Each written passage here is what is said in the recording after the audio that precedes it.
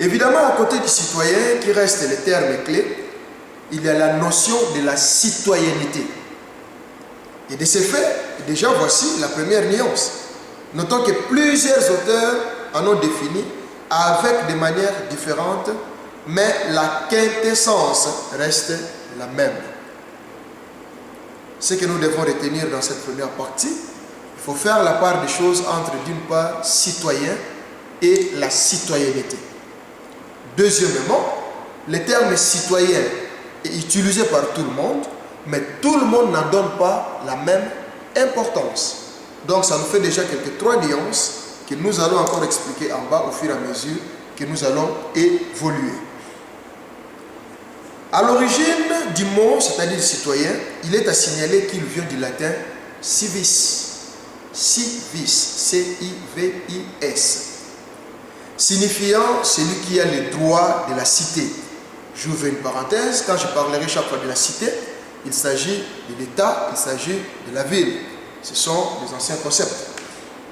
Toutefois, il faut faire la part des choses en parlant de la cité, car du latin, comme je viens d'expliquer, ou du grec, la cité représente à nos jours l'État, c'est ce que je viens d'expliquer. Le citoyen ou la citoyenne est la personne qui jouit du suffrage dans les affaires concernant la gestion de la cité ou de l'État, dans les domaines prévus par la loi, tels que le choix du dirigeant, sa prononciation pour la guerre, l'élaboration des textes de loi, l'administration publique, ainsi de suite. Je m'explique ou je vous explique qu'est-ce que je viens de dire par là. Selon certains auteurs, est considéré citoyen celui qui jouit du suffrage. Jouir du suffrage, c'est quoi? Celui qui a un mot à dire. La manière du citoyen de s'exprimer, c'est le vote. C'est être consulté, soit par référendum, soit, je ne sais pas moi, par vote. C'est de se prononcer, de donner son avis. Et cet avis peut se donner, comme j'ai dit, directement par vote, lui-même, ce qu'on appelle suffrage direct, soit d'une manière interposée, passant par les élus. Où vous votez soit les députés, soit, je ne sais pas moi, les maires, et ainsi de suite, qui parlera à votre place. Donc, est considéré citoyen, notons bien, écoutons bien, est considéré citoyen celui qui jouit du suffrage pour les affaires de la cité. C'est une des définitions.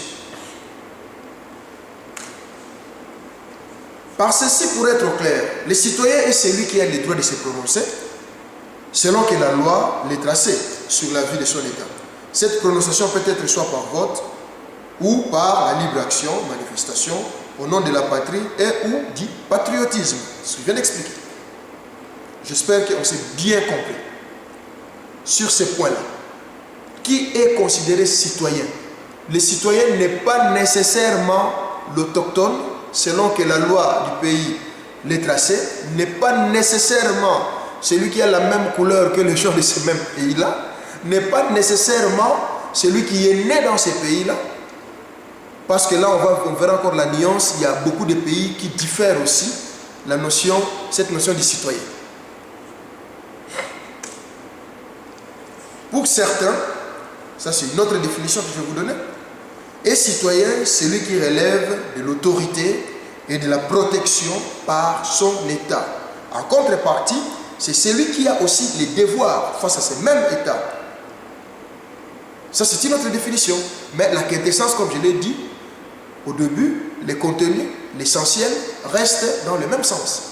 Ici, on nous définit le concept citoyen. Donc, est considéré citoyen, c'est celui qui relève de l'autorité, qui est sous l'autorité d'un État quelconque. Mais en contrepartie, il a aussi des devoirs face à ce même État-là. Et parmi ces devoirs, selon les pays, cela diffère et selon les lois. Dans certains pays, ce sont les services militaires. C'est savoir défendre son pays, payer les impôts, respecter la loi, ainsi de suite. Donc c'est du donnant-donnant. Et même dans la Bible, j'ai pris même un exemple de la Bible, Dieu ayant parlé aux enfants d'Israël en leur donnant des bonnes et belles promesses, sous Moïse, sous la conduite de Moïse bien sûr. À la condition sine qua non, il leur avait dit d'obéir à ses commandements. Si vous obéissez aux commandements de Dieu, à ce moment-là, vous serez ses enfants et vous bénéficierez de ses promesses. Donc, il en est de même aussi sur ces notions de l'État ou des citoyens. Pour dire que l'État a une double face, c'est celui qui protège, mais aussi celui qui attend une contrepartie de ses citoyens. Alors, pour rester dans le contexte, certains auteurs, surtout les Français, certains auteurs français, distinguent et préfèrent dans beaucoup de cas utiliser le mot citoyen en opposition du mot ou du terme sujet. Et ceci par rapport à l'histoire et bien après la Révolution. Je ne vais pas parler de l'histoire française ici, mais vous vous en souviendrez que la France est devenue une république après. La France était une monarchie. Et quand la France était une monarchie, les gens qui habitaient dans les anciens Français étaient les sujets du roi. Ou je ne sais pas si c'était d'empereur ou quoi. Ils étaient les sujets.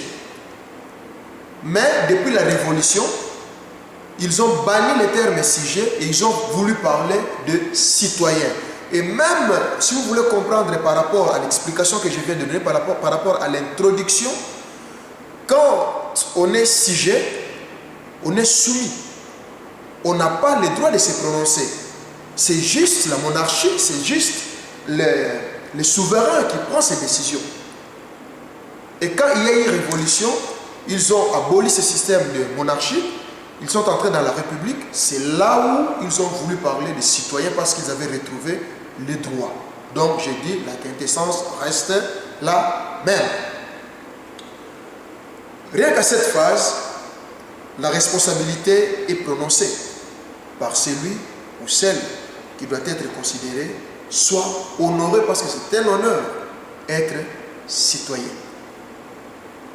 Comment est-ce que cette responsabilité est prononcée?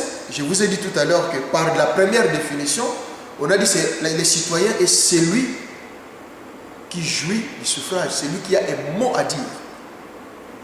Dans les pays bien organisés et dans les démocraties qui se respectent, des grandes décisions qui touchent à l'avenir des pays et des nations, le peuple est toujours consulté. Le peuple donne son avis. Et c'est là, comme je l'ai dit tout à l'heure, soit par vote, soit par référendum, soit par l'entremise de ses députés, soit aussi par la libre action.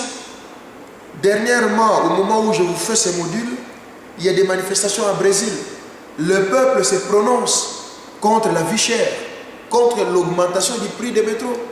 Au moment où je vous parle, en Turquie, le peuple se prononce parce qu'ils veulent s'opposer à une action que le gouvernement a voulu mener. Ainsi de suite.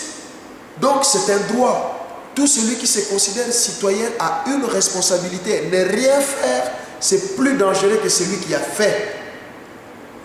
Connaître et ne rien faire, c'est une faute grave. Mieux encore rester ignorant.